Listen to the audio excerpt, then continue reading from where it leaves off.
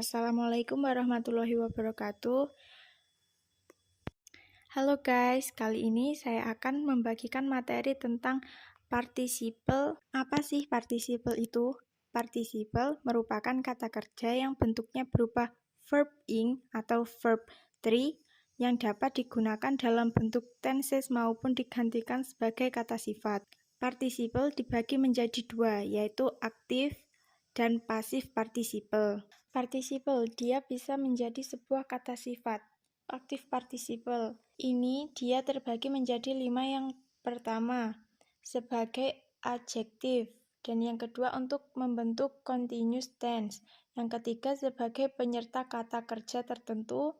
Dan keempat sebagai pengganti atau pemendekan anak kalimat yang diawali dengan kata sambung when atau while. Dan kelima sebagai pengganti kata sambung after. Yang pertama adalah sebagai adjektif. Rumusnya adalah verb ing plus noun atau noun plus to be plus verb ing. Di sini ada kalimat contohnya, the crying woman left the movie theater. Pada kalimat ini ada the crying woman. Kata bendanya adalah woman. Sebelum kata benda biasanya kata sifat atau adjektif the, a dalam part of speech itu termasuk ke dalam adjektif. Meskipun di sini ada verb ing, kalau dia menghadapi noun atau kata benda, maka dia berperan sebagai adjektif. Dan verbal yang berfungsi sebagai adjektif, dia disebut dengan participle. Di sini juga bisa digantikan dengan misalnya saja, the quiet woman. Nah, woman juga noun dan the juga adjektif. Apa bedanya? Kalau verb ing, dia adalah present participle, dan kalau yang ed, ini adalah past participle. Sama-sama fungsinya menggantikan adjektif. Kemudian ada yang kedua adalah the frustrated child ran away from home. Child ini adalah kata benda, dan sudah dipastikan kelompok kata yang muncul sebelum kata benda dia sebuah adjektif. Meskipun di sini ada verb 3 atau verb ed, kira-kira bisa tidak ini dibuat menjadi present? Jawabannya bisa. Frustrated menjadi frustrating. The frustrating child ran away from home. Kemudian ada contoh lagi. The boiling water is very hot. Kata bendanya adalah water. Kemudian partisipelnya boiling. Jika dibuat past participle menjadi the boiled water is very hot. Yang kedua, the waiting man reads a magazine. Kata bendanya ada man dan magazine. Waiting sebagai present participle. Kalau kita buat past participle, the waited man read a magazine. Yang ketiga, the movie is very interesting. Kita tahu interest adalah kata kerja. Interesting karena mendapat imbuhan ing, dia menjadi sebuah kata sifat. Selanjutnya, yang kedua adalah sebagai continuous tense. Contohnya, I am studying mathematics now. Yang kita tahu bahwa continuous itu pasti to be plus verb ing. Verb ing pasti sebuah participle. Dan selanjutnya, kita lanjut yang ketiga.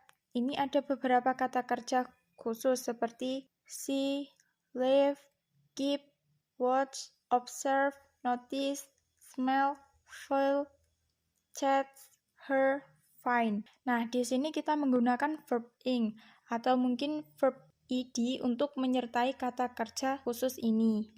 Rumusnya adalah subject plus verb of perception. Nah, kata kerja khusus ini disebut verb of perception. Kata kerja yang persepsi atau anggapan plus object plus verb ing. Contohnya, I heard somebody singing a new song. Saya mendengar seseorang menyanyikan sebuah lagu baru. Singing di sini sebagai participle yang aktif atau active participle. Selanjutnya, my son smells something burning. Mencium sesuatu yang terbakar.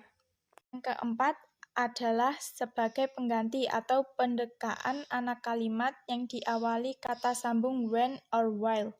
Contohnya, when he was sleeping, he called you. While I was swimming, I drank a lot of water. Yang terakhir, sebagai pengganti kata sambung after. Sepertinya tidak ada masalah di sini. Contohnya, after she had studied mathematics, he slept. Having studied mathematics, he slept. Di sini ada kata having studied, bisa diganti kata sifat. And then, I went home after I had finished my work. Having finished my work, I went home. I went home ini participle interacting. Nah, kita lanjutkan. Ada past participle dan juga present participle.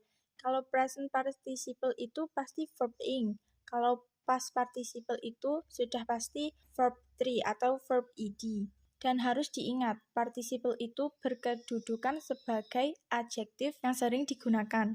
Adjektif selalu muncul sebelum kata benda. Contoh yang pertama, the boring teacher talked for her. The real verb kata kerja yang sesungguhnya dalam kalimat ini adalah talk. Talk itu adalah kata kerja yang sesungguhnya. Kedua, the bird student fell asleep. Kata kerja yang sesungguhnya. The real verb from this sentence is feel. Ada kata kerja boring. Bird itu adalah perubahan kata kerja di mana dia ini berfungsi sebagai adjektif. Karena dia berdiri atau dia berdiri di situ menghadapi sebuah kata benda. Boring dan bird di sini receives. Jadi begitu teman-teman. Semoga mudah dipahami ya. Cukup sekian pembelajaran tentang participle dari saya. Jika ada kurang lebihnya mohon maaf. Dan wassalamualaikum warahmatullahi wabarakatuh. Jangan lupa like, subscribe, dan komen ya.